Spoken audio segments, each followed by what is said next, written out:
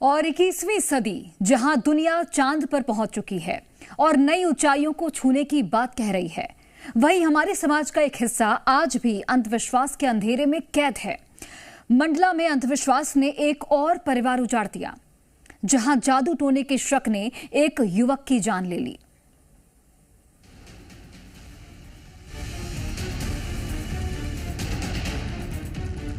एक गांव, एक खेत और उसी खेत में पड़ी एक लाश जिसने पूरे गांव को सन्न कर दिया।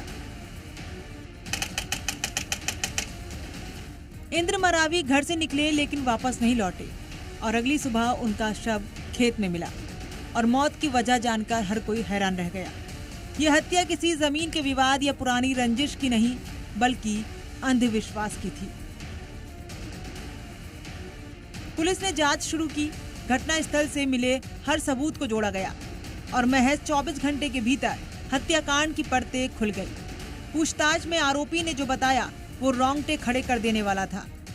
उसे शक था कि इंद्र मरावी उस पर जादू टोना करते हैं।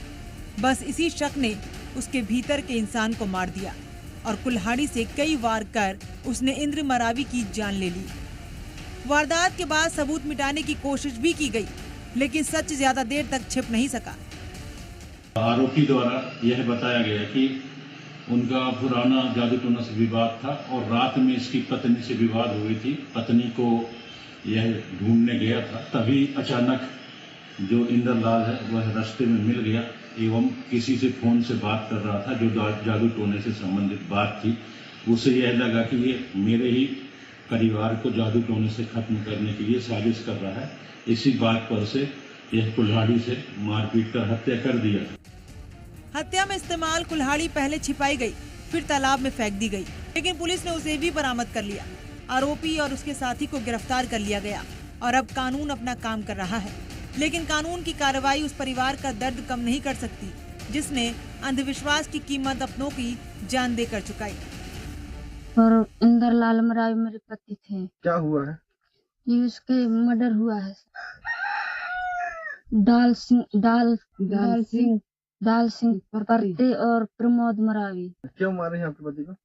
जी पहले से कुछ झगड़ा था सर। अरे माता जी का हाथ तो... फिर मेरे ये सासू माँ के हाथ भी 3 खंडा कर दिए।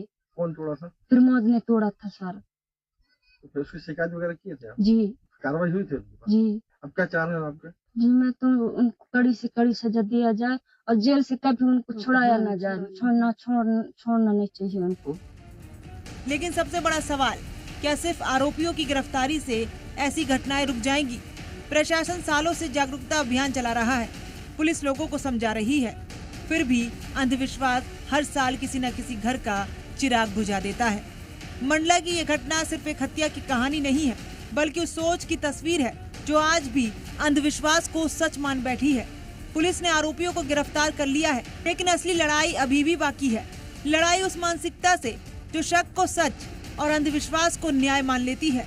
ब्यूरो रिपोर्ट, जी मीडिया।